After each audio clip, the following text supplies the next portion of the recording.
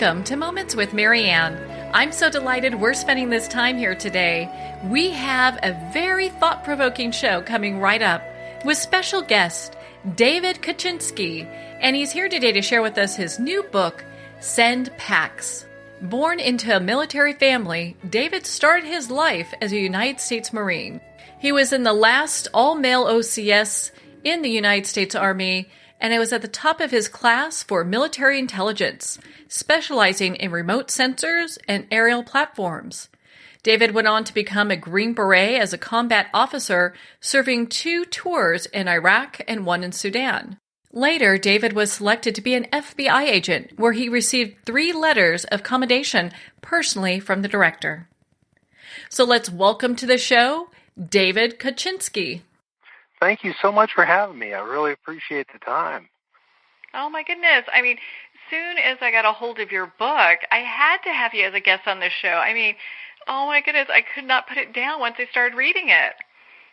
Well, there's so much that you could understand better than just the normal people just from, your show, just listening to it. And it's like, wow, she's going to understand where I'm coming from. It's not, I won't have to connect any dots for Marianne. Well, hey, I appreciate that. So very kind of you to say. And I've got to ask you, how long did it take you to write this book? I mean, because gosh, I think you knocked this one out of the park. Well, technically 30 years, but actual probably about 8 months total. Getting it together and doing the research and the background on that? Well, the final, I started the research 30 years ago when this brain virus happened to me, and it's bothered me my whole life. And then all of a sudden I was in Iraq, and there was a huge battle, and it dawned on me when my supply person, or the person back at the base, after a very brutal gun battle, said, what do you need? And both of us are Green Berets, and both of us had a problem with the historical version of the Little Bighorn. And so I just wrote, 2 words, the same thing that Custer wrote to Reno, send packs, which it's a military term, packs, meaning ammunition and water. And my unit was really taking care of the terrorists that were trying to take over the power plant in Mosul. And after a very brutal 93 minutes in which they lost, we won. And it's, what do you need? And, I need water and ammunition. And that's when it dawned on me. Custer didn't say, I'm being overrun. And so that's what really started the book when I got back. That was, I guess, the epiphany. And that was when I started getting all this spiritual help of, putting all the pieces together.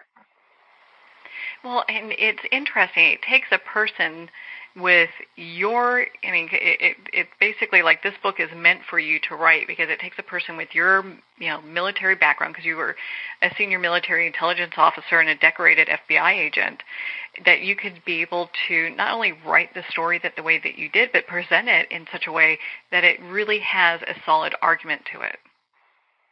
Exactly. And the reason it's historical fiction and not another book on the Little Bighorn, oh my gosh, I think there's like 600 books on the Little Bighorn. None of them, they got it right. So historical fiction gives me, I guess, the freedom to tell everybody what happened.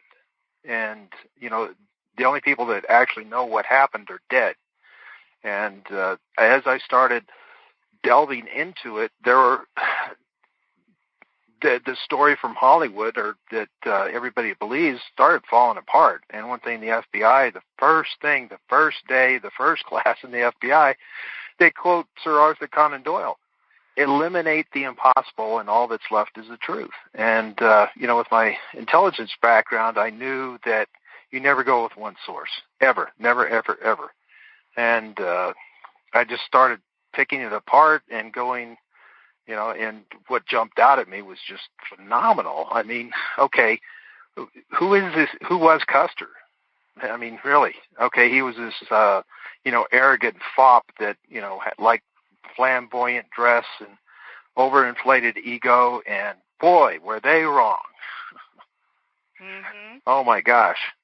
The most important general to cause the end of the Civil War. That's who George Armstrong Custer was. Mm. It's interesting. You look at that, there's the facts that you were able to unearth. I mean, it appears that history needs to be rewritten in regards to just Custer and Little Bighorn. All the people that have actually written the books, and I have read way too many of them, none of them been in combat. None of them were ballistics people. And being on a SWAT team and sniper, that's what our life is ballistics. And what you have are the Indians riding on a horse with no stirrups from 500 yards out firing pistol ammunition, whereas you have the very experienced 7th Cavalry firing rifles from a prone position or a supported kneeling position. And and when I saw the casualty figures of 238 troopers dead and 31 Indians, impossible. That's impossible. How could firing pistol rounds at 500 yards versus from a horse with no stirrups? It doesn't work. Again, the impossible. It's impossible. Eliminate the impossible. All that's left is the truth. Is that he was combat ineffective at the end of that quote unquote massacre. Custer's last stand. I just hate that term. Well, and, on that topic, how has Hollywood and the press really painted Custer as a buffoon and failure? I mean, do you feel like that's even correct? Not even close. Not even close. I mean, he loved his men, and he would never throw away their lives, which was evidenced in many, many encounters in the Civil War. I mean, the reason that nobody in the Union liked him, or the other Union generals, was the fact he led from the front. Okay, does that make him arrogant? No, that makes him a fantastic combat commander. And the reason he had all the floppy hats and the cravat is so that in a sea of blue, which it was, hundreds of blue uniforms, they could see where their commander was. And if anybody who's been in combat knows that the plan goes out the window the second the first round's fired.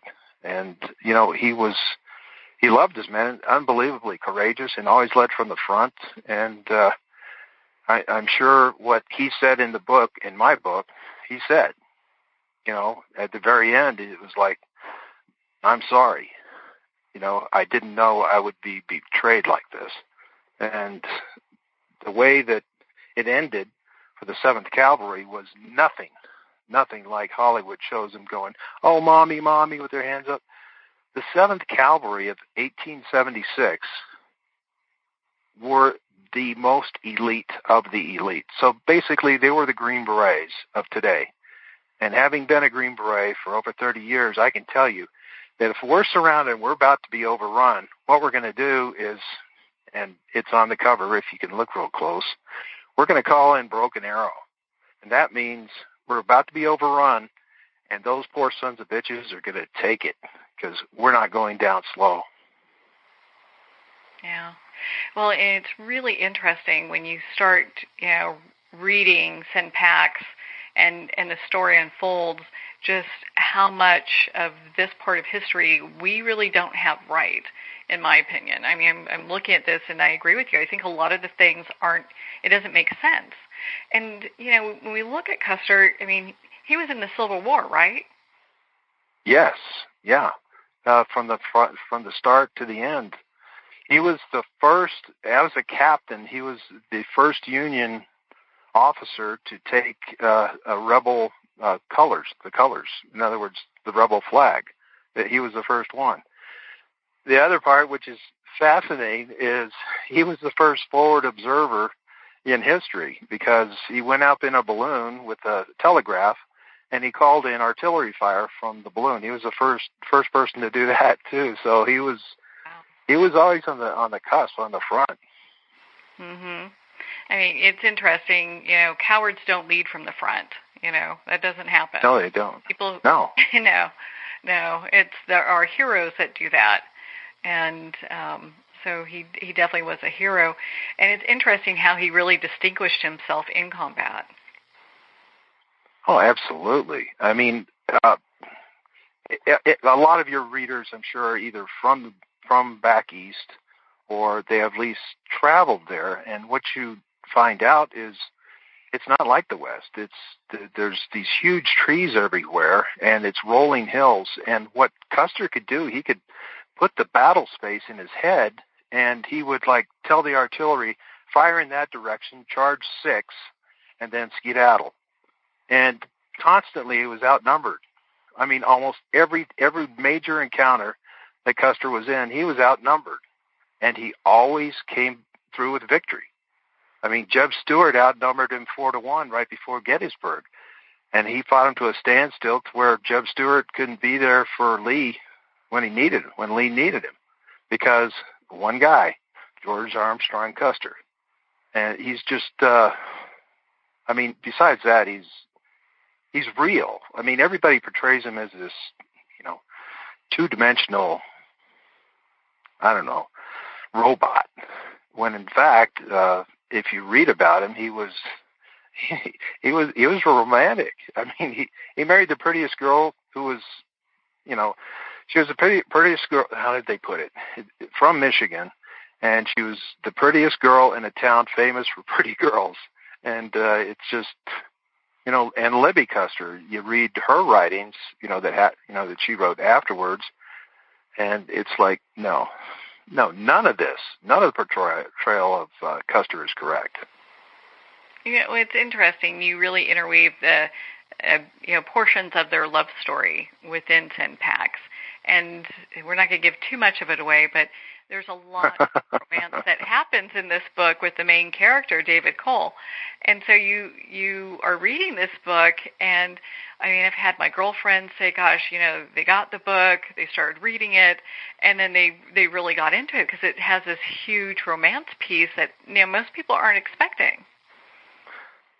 Yes, even my editor. She said what you said, and probably most people, if they look back, oh, okay, he was a Lieutenant Colonel Green Beret, he was an FBI agent, he worked at the National Labs, he's got 3 patents. Oh, I know what this is going to be. Boring. And that's not true. It's not true. I mean, it's historical fiction allows you that freedom to tell the truth.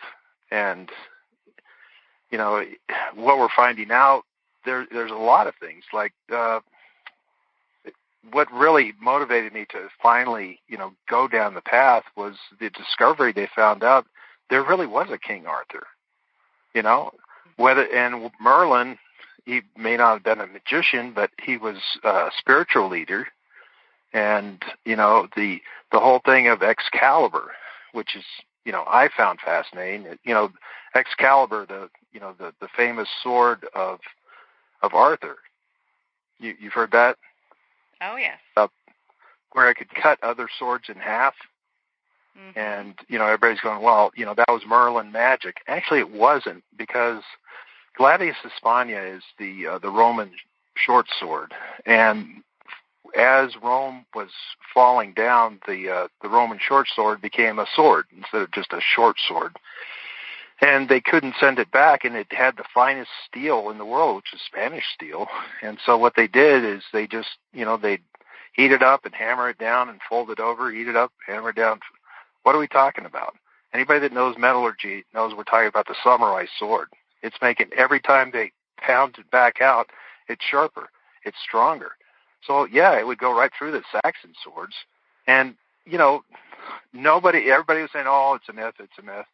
And, it always bothered me about the 7th Cavalry, and the 7th Cavalry didn't do that. I mean, what I had in the book, that's how it ended. I mean, they died with multiple arrows and bullets in them, still killing. And that's the spirit of the 7th Cavalry. Well, and that's something that we would expect from our elite fighting forces here in the U.S.,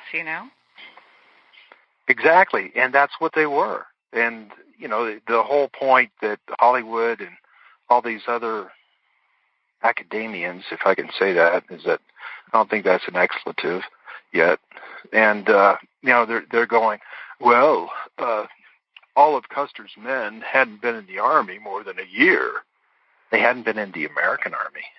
They had been part of the British Army, the French Army, and definitely the Germans, and just came back from the Franco-Prussian War, which was basically a huge cavalry fight. So, no, they hadn't been in the Army, maybe a year, the U.S. Army. But they were experienced cavalrymen. They were experienced, and they were hardcore, and they were hard fighting. And there were a lot of Irishmen with them. So you can't get an Irishman in a fight without coming out on top. And if not, a lot of the blokes are going to be hurting. Well, and you've got some Irish characters within the book that lend to that dialect, and so it's interesting just how the book has all these pieces interwoven, and it makes me kind of wonder, how was Custer thought of by the Confederate forces, Well, that's a really good question, because you're known by your enemies, and the enemies had the greatest respect for him. Okay, what are you talking about, David? How do you get something so obtuse and get any proof on it?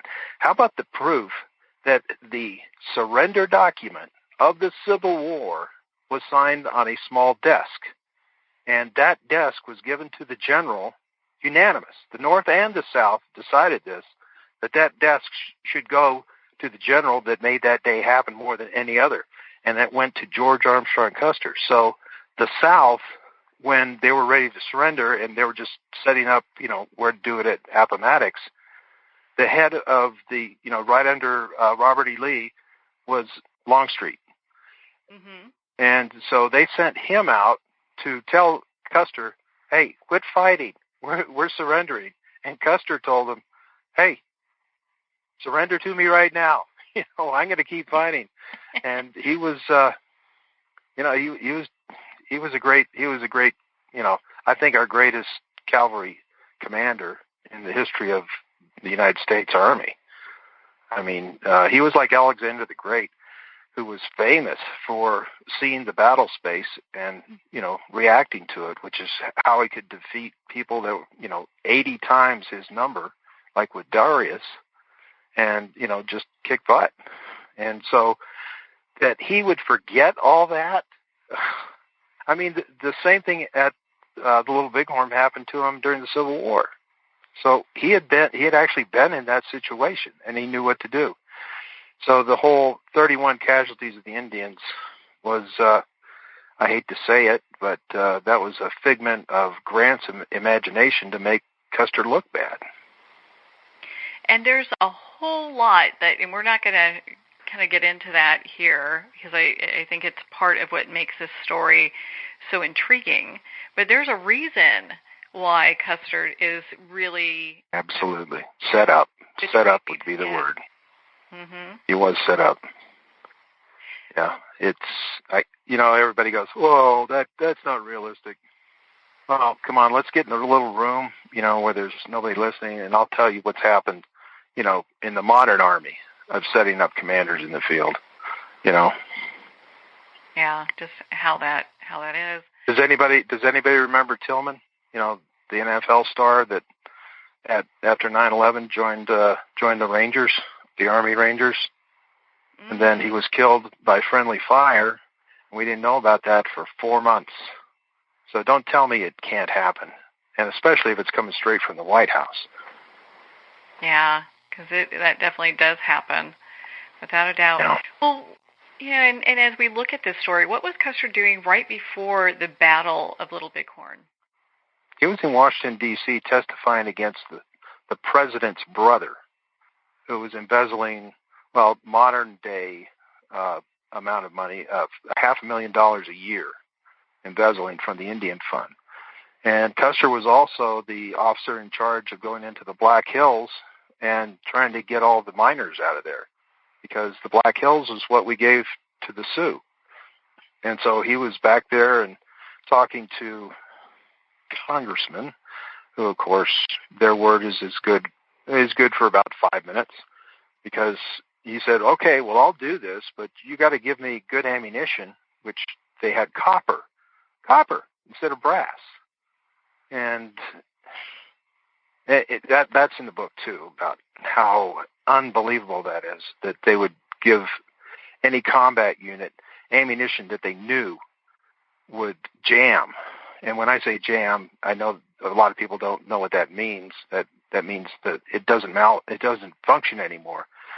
But copper expands so quickly that once you put it in the chamber and fired it, it would be stuck in the chamber. So you get one shot, and then your weapon's useless. So he was there trying to get that and take care of the Indians, who he respected, the Indian, which is kind of funny that the Indians, we sued Custer. It's like he was just testifying on your behalf that you guys got screwed, on the Black Hills. And all the 300-pound gorillas, as we call them nowadays, but, or carpetbaggers, which is what they were called back then, but they owned all the senators, and, they were making money, and they're getting gold out of the Black Hills. So it's just, Custer, you need to just, shut up. Because Custer was on the Indian side, and he had basically given up his career. If it hadn't been for Crook, saying, no, I need Custer on this. This is a very important operation. And I think that's what opened up for Grant and his brother to set him up, through the back channels with Reno. Yeah. Which, reading that part, it's just so disheartening just how that all came together. It's like, oh, that is horrible. That is absolutely horrible. But, it makes sense, because the rest of it, if we look at history the way it stands, it doesn't make sense. You're right. Yeah, and that's what kept bothering me. It doesn't make sense. And, Marianne, I actually couldn't finish the book until I had my final question answered, which is, if Custer was such a good combat commander, how come so many of his men died in twos away from the central area of his command? And it wasn't it was like, I remember it was like 3:32 in the morning. I just woke up, just bolt upright, and I knew what happened. And no, I won't go into that. That's in the book. But that will let you know why a lot of his men died in twos, and why that, I guess, solidified how it ended, how I say it ended in the book, because of that. In other words, they didn't go, mommy, mommy, mommy, don't hurt me, don't hurt me. They were really badly hurt, and they were still fighting and killing. Yeah. In your book, you portray the Indians as using a straight dialect and not what Hollywood usually predicts, kind of projects them to be. Why did you do it that way? Well, one thing, I really respect the Indian way. I have no Indian in me, but I've been to several, Sundances and things like that, and helped out, and I really respect it. And so the whole point of, me go eat, I'm going, no, they didn't do that. I mean, they couldn't have. So let's put this in perspective, okay? I believe that the greatest writer that the world has ever seen, and I think he's also a philosopher if you love Shakespeare. Shakespeare only used 17,600 words in all of his plays and writings and everything like that. At the time, there were like 60,000 words that were available, but now there's arguably maybe 180,000 words in the English language. Okay, Shakespeare only used 17,000 of those, and I don't think anybody would argue with me that they're still eloquent. And the Indian, who mastered herbs, when to, how to react to weather, everything like that. They had to teach that. They couldn't teach that by going, ooh, me look clouds. No, they were probably very eloquent, in their own language, which probably had like 1/10 the number of the English language. And, Shakespeare did a darn good job with 1/10 of the English language. I really appreciate that you did that, because it brings a lot of respect, to the Indians in portraying them as, not people who are maybe grunting or anything like that, but they're able to really carry on this beautiful dialogue, and we're just kind of behind the eight ball on that. Well, the other part that let's just say the historians, ignore, and now I know why, is that quite a few Indians actually weren't in battle in the Civil War, but they did support it because they were really good with horses. And so, like, one of my Indian characters actually saw many battles, between the North and the South near the end of the war, and would have come back to the tribe and talked about the Gatling gun, would have talked about airburst artillery, and the whole thing that the Indians, probably didn't believe him because it sounded so fantastic. Hold it, you had one gun that could fire 1,000 rounds a minute? I think he's got too much peyote in him, but it's not true. And Custer, because he had respect for the Indian and didn't want to, all he wanted to do was get him back on the reservation. He wasn't interested at that point.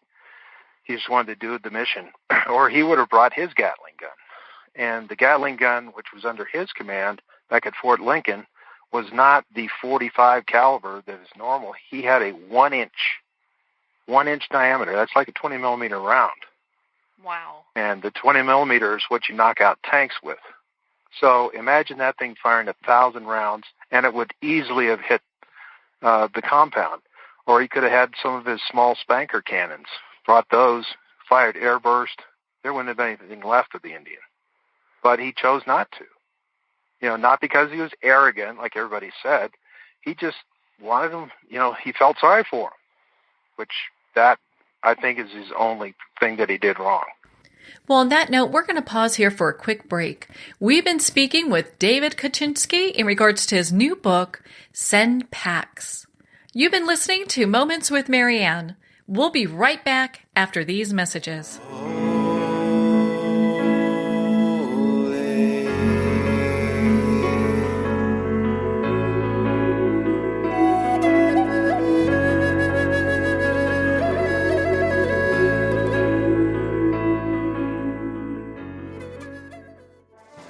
Internationally recognized and award-winning author Judy Goodman works and teaches outside the box of limited thinking. Working with people from every walk of life, her goal is to empower you to be the best you can be, no matter what the challenge is. Born with the gift of seeing beyond our normal vision, she has an extraordinary gift of working with every challenge. Teaching beyond conventional wisdom, her work is described as life-changing. Visit judygoodman.com. That's judygoodman.com.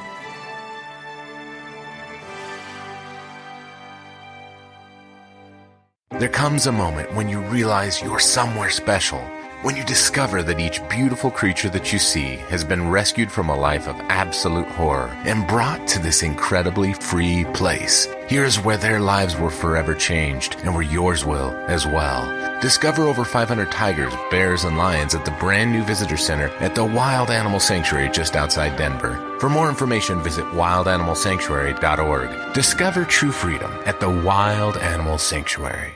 Have you ever had the sense that your thoughts might actually be doing something? Ancient secrets of manifesting have been masterfully revealed in the award-winning book Manifesting 1-2-3 by Ken Elliott. For the first time, the author's experiences and stories in this book describe exactly how your thoughts can create anything. You've been doing this all your life, but it's never been fully explained for you until now. Visit manifesting123.com for more information today. Manifesting123.com.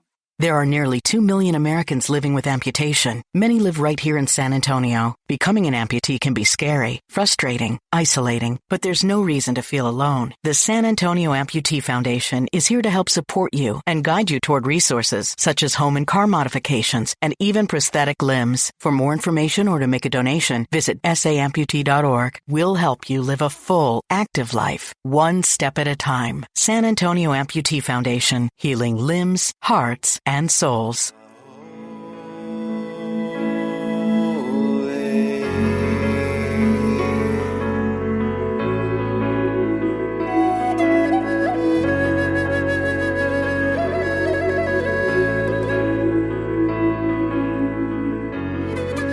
Welcome back to Moments with Marianne. We're here today with special guest David Kutchinski, and he's sharing with us his new book, Send Packs. Now, David, before I went for break, I was kind of thinking of a few things, and gosh, this book is extremely thought-provoking. When we look at both sides and how they are armed during this conflict and what happened, it's quite a bit different than what the history books say and what we've been taught. They fired pistol rounds. It was a pistol round. It was a rim-fire pistol round, and the Indians were not familiar with a lever-action rifle. They were not. It was the trapdoor is what they were used to. And trying, whenever anybody who's ever worked a lever action rifle, if you half cock it, which you could do if you were on a pony without a saddle, trying to put the next round in, you double feed it. And they were not familiar. And of course, any weapon at that time, brand new weapon, which is what they had, it would be stiff. So you have to extend the lever all the way down till it clicks. That means it's grabbed the next round. But if you do it halfway, that means it's taking the ejected round and it's jamming it with the new round. So I can't. Plus, it's a pistol. It's a pistol cartridge. It's not a rifle. Mm-hmm. So yeah, and Custer, which is the only thing the historians talked about, practiced. He definitely practiced with all of his guys were excellent shots. So hitting the Indian when they were 500 yards out, which is what they did, they'd fire in volleys. And when I read some of the Indian accounts, by the way, the first Indian to be interviewed that was actually at the Little Bighorn was over a year later. So in the FBI, we had the magic 15 minutes. In other words, if I can't talk to a witness within 15 minutes, he's already integrated so much of his life into what happened. I'm not saying it's not the truth. It's a truth in his head, but it's nothing I can take to court. And interviewing somebody after a year is a waste of time as far as, getting evidence. Yeah, just things change, perspectives. I mean, that happens with car accidents. So, how right. Yeah. Yeah, you're right. Like, good point. How could people keep things straight, So. Exactly. Well, and I really applaud you because, my goodness, in your book, every character you have is so three-dimensional. Are they all real people, or is there a mix? I just had a chill go up my back, Marianne. They're the best of everybody I've known. A lot of them I've lost, so it was wonderful being with them again. But the love, these unknown people, in the 1880s, 1870s, they actually built the West. That's what I want to portray. They weren't these like the women. You look at a Western, and the women are almost like Joan Cleaver. They got everything but the pearls and the vacuum cleaner. No, they were some brilliant, intelligent women out there, on the West, and we lost 800,000 men in the Civil War. 800,000. So there were a lot of them that had to run everything in the West because their husbands were dead. And did they, let me go marry somebody else? No, they took over the ranches. They did it. They carried the weapons. They learned how to use them. They did everything. And so that's another story that I wanted to tell. Mm-hmm. I'm glad that you did, because it really did portray women as strong and really able to take care of themselves. And some people were kind of new to it, but at the same time, after some education, they were able to really, use that education and that knowledge to further themselves and just be strong women in the book. And they had to be able to kill. I'm sorry, but that's the truth. And, that was the reality of the West. Whether it be a mountain lion, a bear about to kill you, or an Indian deciding that he wanted to kill everybody in your family, and they did in horrible ways. And so you have to be able to kill them first. And what happens, and when I teach people, combat skills, is that when they get in combat, the mind goes to a certain area because the mind's going, they've never done this before. The mind hasn't seen combat before. And so they go back into the brain looking for muscle memory, and what comes up is what they've been taught. And that's why, like in one of the situations, Dorinda, there's a perfect cavalry dismount and goes into, low ready position. And, she didn't even know she was doing it, but it was, all these guys that had been in combat were going, wow, I haven't seen too many guys be able to pull that off, and here, a girl did it. So I love that scene. I mean, besides the other things that were going on, is that everybody has it in them, and you never know what's going to happen until you've been in your first toss-up. You can be the fancy shooter in the world, but you don't know how you're going to react when, it's for real. Mm-hmm. That's why it takes someone with your, very unique background and skill set to write this book.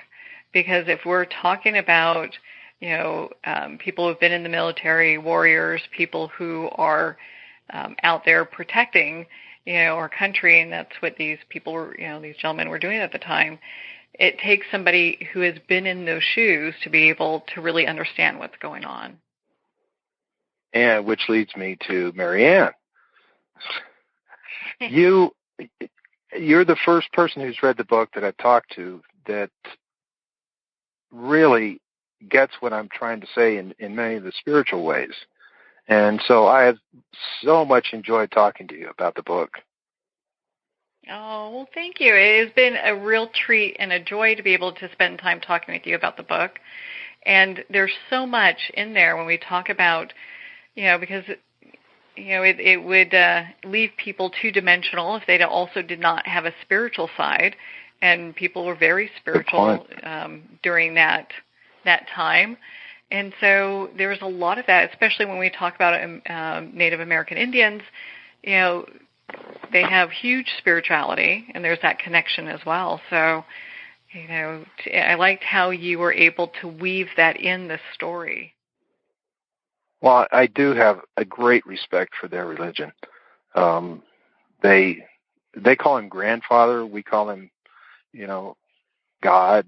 And I think in the general context of the world, we're talking about the same person or entity. Let's call it an entity.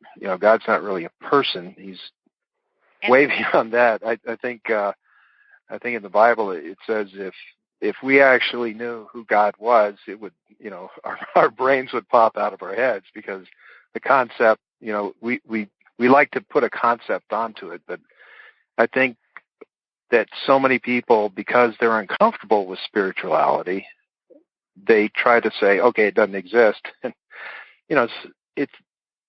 I worked at the national labs, right? All scientists, okay? And they would go, when I would talk about spirituality and how in combat it kept me alive, they'd give this little, I said, okay, what's the formula for gravity again? Da-da-da-da-da, like that. I said, prove it. Einstein, I said, no, prove it. You just told me, how do I prove spirituality? Prove it. Prove that there is gravity. Well, you can see that because of what happened. Thank you. Well, it really, when you bring that into your story, allows people to have this complete, viewpoint. Because, again, I mean, otherwise, I don't think your characters would have been as so well-rounded if it had not been for, adding that point in as well. I think I have a few more. Well, thank you. That's, it obviously I had a lot of help writing it from God and from the spirits of the 7th Cavalry that helped me write it. And I couldn't write it without doing it. So thanks for noticing that. Well, and talk about noticing things. And when someone picks up your book, they immediately see the cover, which is absolutely gorgeous. And I understand, isn't it? Oh my gosh! You had this commissioned, right? Yes, I went, a call for artists internationally, and I got some samples. And this wonderful lady named Lena from Lithuania, which is also the true name of one of the characters, as soon as, she had, the nom de guerre that they have, when they're doing the international. So I looked at some of her book covers, and I said, well, okay, I want to use you. And so here's what happened, Mary. It was just so phenomenal. She goes, okay, give me some idea of, something I could start with. And so the first time I talked to her or emailed, I said, okay, just think of, Leonidas, the Spartans, 300 Spartans against Darius. And then, she sent me a few little sketches and ideas she had. And she said, okay, I'm not familiar with, the history of the United States. And so I sent her chapter 12. And she came up with a rough outline that you see. The weapons were wrong, the uniforms were wrong, but the feeling was there. And the fact that she just, she read the book and read it and got it, and it was just so fantastic. And I guess I'm giving it away a little bit, but if I also wanted some little clues for those out there that had been in the Green Berets. Right next to Custer's body on the cover, there's a broken arrow. And I told you what broken arrow was. And if you look on the back cover, there's crossed arrows with a knife going down the center of it, which is that's our symbol, the Army Green Berets. There's the crossed arrows with the knife through it. And the biggest thing, she sent me, okay, I want to show tons of brass, or tons of, spent cartridges everywhere, just to show 31 Indians killed? No way. Each one of those 236 guys had 100 rounds. And the biggest complaint the Indians had, there wasn't any ammunition. And that's where Occam's razor hit me. The Indians didn't win. He was out of ammunition. That's where I started backtracking, that, hold on, if he didn't have any ammunition and he sent that message, why would another officer do that to another officer? Okay, what was Custer doing before this? And that's what my research was like. Okay, here's the fact. He ran out of ammunition. The Indians didn't beat him. He didn't have any ammunition left, but definitely used the carbines as war clubs, but that would only go so far. And the pistol cartridges were very effective at short range. And especially when you're out of ammunition, you can't fight back. So it's been, one thing is laid out in front of the other, and so many people out there that aren't spiritual don't see, what God's putting in front of them. Like that joke about the guy goes to heaven, and he said, oh, God, I thought I asked for your help and you didn't help me. Hold on, you were drowning. Yeah. What about the boat that came by and you said, no, God's going to help me, and you didn't do anything? What about the helicopter that came by and they lowered the little basket for you, and you said, God's going to help me? What was that? And that's what I feel so often with people that, they choose to ignore spirituality. Yeah. Well, and there's so much more to this book. I mean, there are so many times during reading this, I mean, I would just cry. You did such a beautiful job pulling this all together and really weaving in not only the history, but the characters so well that people can get a really sense of being there at that time and what it was like. You did a beautiful job with that. Oh, thank you. Thank you very much. And yeah, people that saw the movie Titanic, everybody knows what's going to happen. And that doesn't change, what happened prior to that. And there was so much going on, not only with the Little Bighorn, but, I also go into how, Mexico was basically creating terrorists during the Civil War. You know what? I was going to ask you about that, but I didn't because, there's so many things in here. I think a lot of people have no idea what's really happening at the time. And, No. I'd love for you to expand on that a little bit for our listeners because, you look at that and you're like, wait a minute, that was happening too during that same time? Exactly. And the reason I connected the dots on that is my whole background is special ops and state-sponsored terrorism. And so I started reading some of the cavalry reports from, Bliss and several of the other forts that were out there before the Civil War started. And the Apache, all the Apache traded with the United States, and they were friendly to the United States. And they had ancient weapons, and, they do what they had to do, but they'd stay out of the way of the U.S. Army. And there's this one story that is so obscure, and I only had, God's help to find it, but a cavalry patrol went out. This new major came to the fort, so he went out with a patrol, and they were ambushed by the Apache, and they were all killed. So the Apache came up and they brushed off their jackets because they had dust on them, and they thought they were federales. And so what the Apache did is they, put sage on the bodies, and they made travois, and they actually walked. They weren't on horses and led their horses. They walked the cavalry horses with the travois of the dead trooper on the back to the fort. And basically, said, we thought you were, Mexican Army. Now, does that sound like the same Apaches that were after the Civil War? No. And plus, the Apaches had Henry rifles. They had, they didn't have the old Springfields. They had Henry rifles. They had Winchesters. They had modern weapons. And when they looked at some of the serial numbers, they weren't listed, or they were listed as, for Mexico. Made in the United States, but came out of Mexico. And that's classic, state-sponsored terrorism.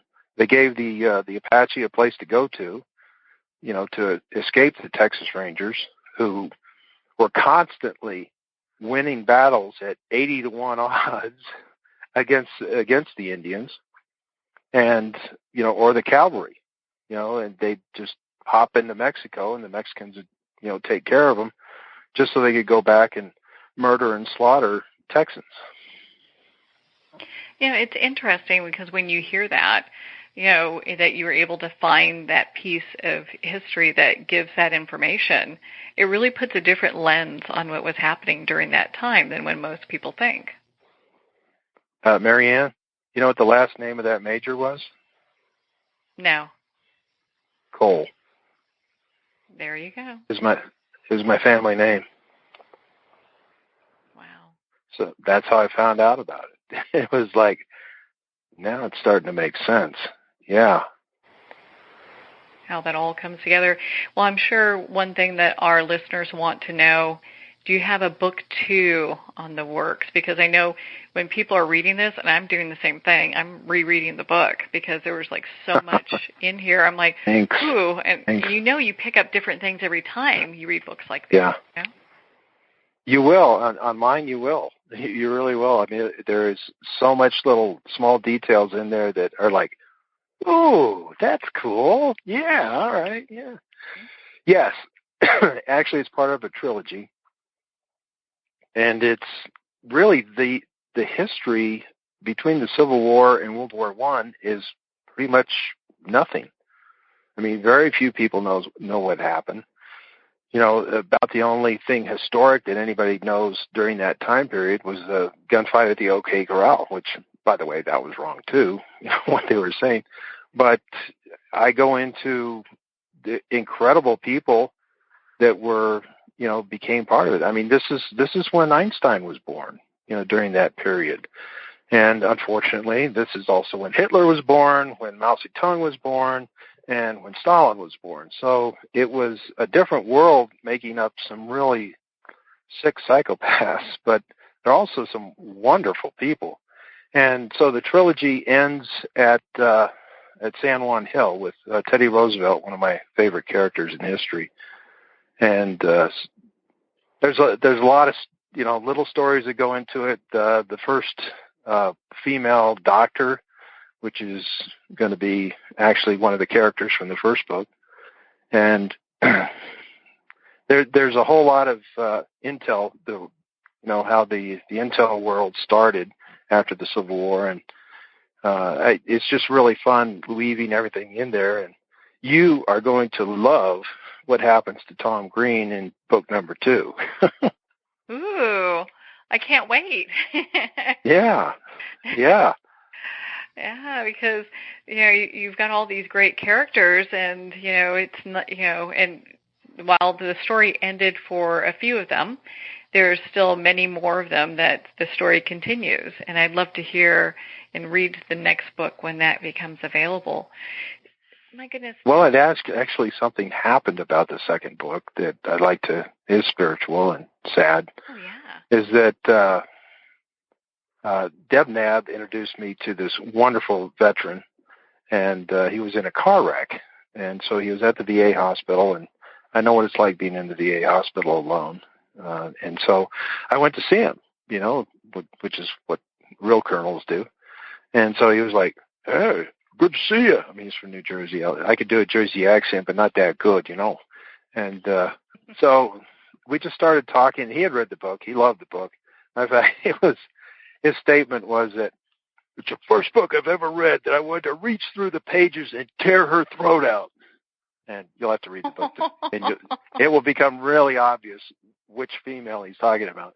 But so I went there, and we, you know, talked Army stuff, and then talked the book and everything like that. And Marianne, I got to tell you, I was stuck for the second book on the main female character. I didn't know what's going to happen. I had a really good idea of everybody else except the main female character. And I didn't, you know, I was like, okay, is she going to be okay? You know, when's she going to? So I asked Steve, and I said, okay, Steve, look, you have really owned every character in the book. And so I got to ask you, what's going to happen to so-and-so? And he didn't even hesitate a half a second. And he goes, she's strong. She's strong. She's going to be good. She's going to be all right. And unfortunately, Steve died suddenly here this last month. And so it's obviously stuck in my head because I went home immediately and knew exactly what to write for her. And you know, she redeems herself. And so I really appreciate that. And so much help I've had from, you know, so many people. And I love my readers. You know, I never... You know, I love the story, and I want the story to get out about the 7th Cavalry being heroes. They weren't cowards; they were heroes. And the more people that read the book, the more people, you know, they go, "Wow, you can really write." It's like, well, we can write. You know, I didn't do this alone. You know, I had the help from how did you put it? Higher management. Upper management. Yeah, upper management. You know, and it's funny. I mean, even in your book, you talk about how Stephen King, like, he talks about when his characters come alive, although we're not sure exactly where that's coming from. But yeah, I know. Yeah. Well, when I heard it, I think Johnny Carson might have even been when he was interviewing him.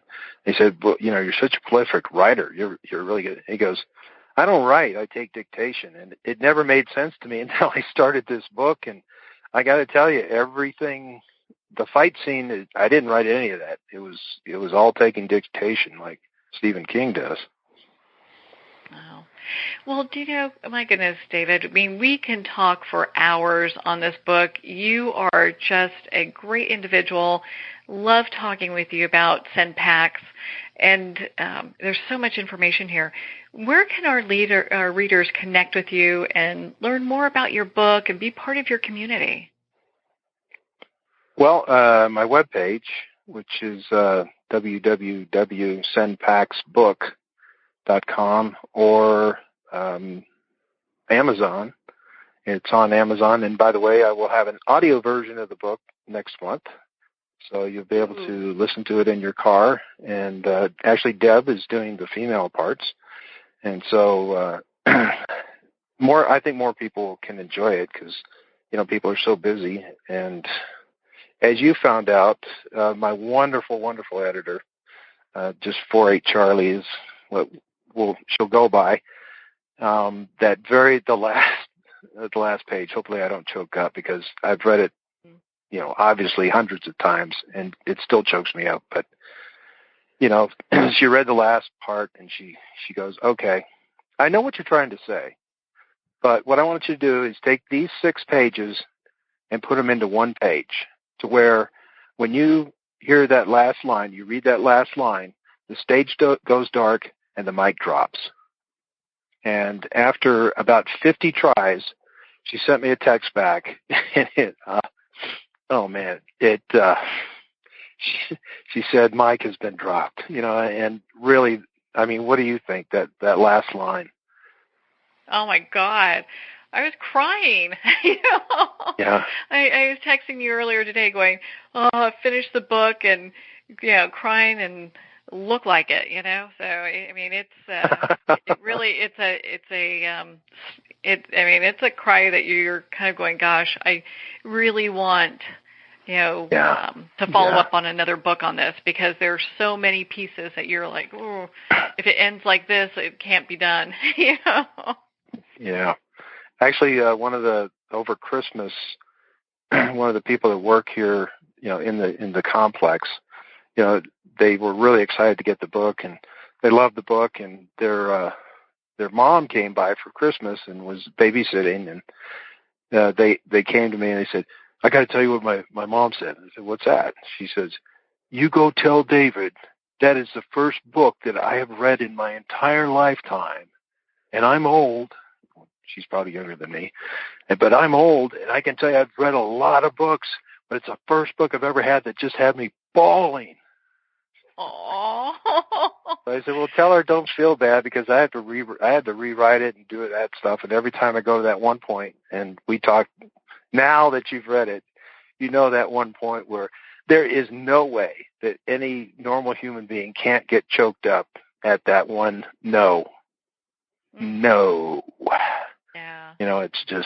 It's with everything that's seen.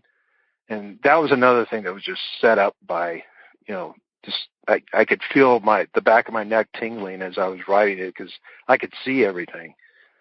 And it came out well, I think. It came out very well.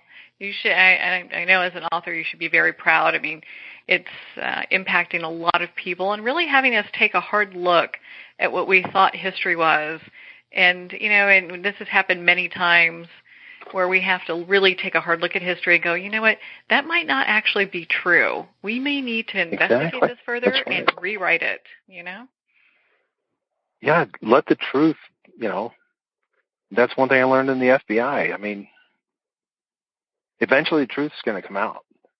And that's why we had, the guys that did the cold case files. You had been directly, recognized by, either the director or a lot of, AUSAs saying, this guy's really got his act together to do the cold cases, because the great thing about cold cases is that you get to look at it with a new eye and things could change, and the truth never changes. So you just look at all the stuff that changed and the stuff that didn't change.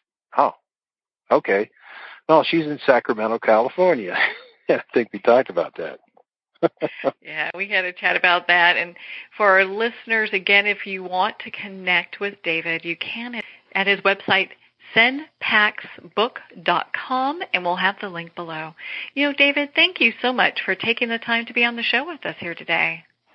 Thank you so much, Marianne. It's great talking to you. Well, thank you, David. It's been such an honor to spend this time with you and, of course, to talk about your new book, Send Packs. Again, if you'd like to connect with David and learn more about his book, you can at his website, sendpacksbook.com. This fascinating read's available on Amazon and on David's website. Well, we're at the end of our time today. I would like to thank everyone for tuning in. You're listening to Moments with Marianne. And remember, make every moment count.